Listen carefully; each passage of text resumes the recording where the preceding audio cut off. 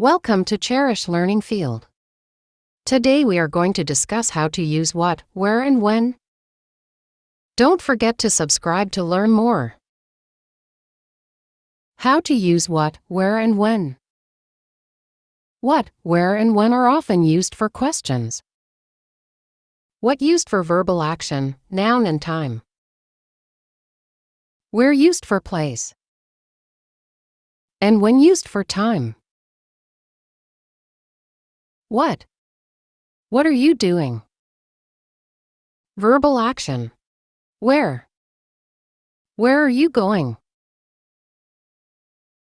Place. What? What is your name? Noun. Where? Where is your handbag?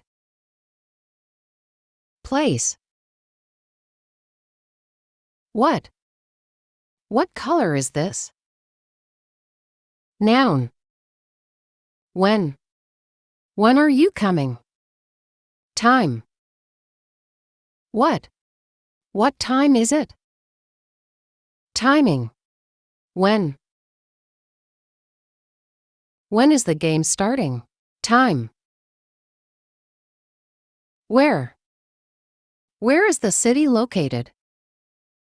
Place. Thanks for watching.